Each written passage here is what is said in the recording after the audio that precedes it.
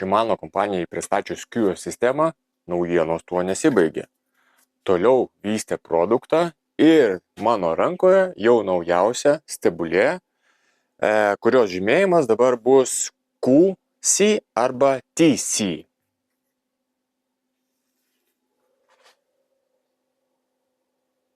Čia yra, jeigu matosi ir nesimato, nežinau, va būtent TC 500. T reiškia true, tai ašis, C tai QS, spėju.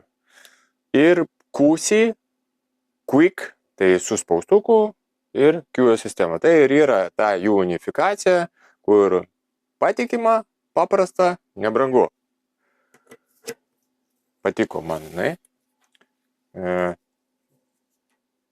Shimano pagaliau galima sakyti, bet jau senai taip daro, bet būtent ant pigių stebulių padarė su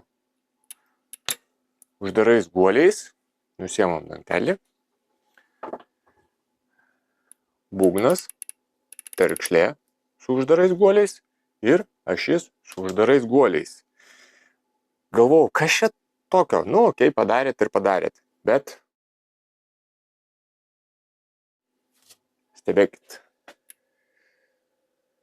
Nuimu, švelniai, gražiai, pasižiūriu. Ta prasme, dantukai iš terkšlės vidaus. Atvirkščiai. Va, štai taip atrodo. Tai panašiai kaip vidinių pavarų sistemose, ten irgi toksai yra žiedas su tais šuniukais. Užsikabinimas vyksta į čia, į terkšlę. Tai kaip čia tada gaunasi?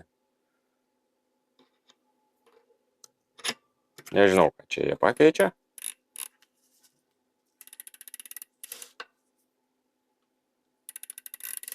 Pagal sukimasi tikriausiai tai čia nieko nepasikeitė, bet va toks sprendimas. Ir kas man dar patiko, būtent geras sprendimas, va matot, šita yra guminė tarpinėlė.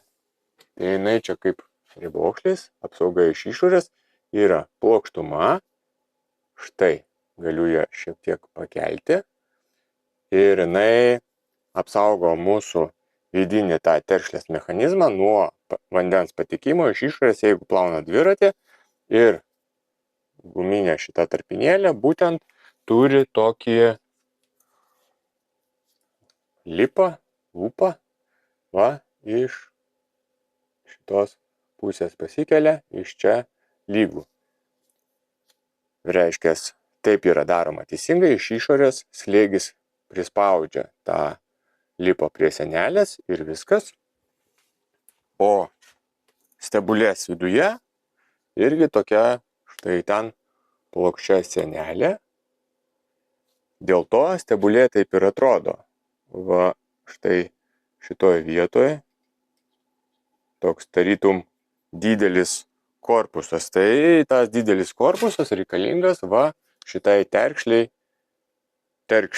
patalpinti į vidų ir su guminė apsaugėlė. Ištraukiau tiesiog dėl įdomumo. Dviratis jau važiavęs, pakankamai naujas, bet važiavęs. Tai čia tepaliukas visiškai šviežias, dar net baltas. Cool, gerai.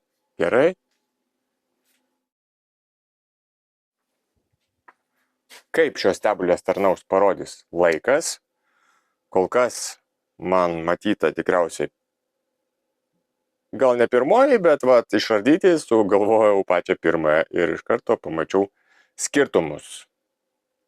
Nebijokit šitų stebulių. Shimano dabar šitos stebulės bus ant nebrangių dviračių ir žada būti labai neblogos. O tai vis dėlto, kodėl aš išardžiau tą ratą?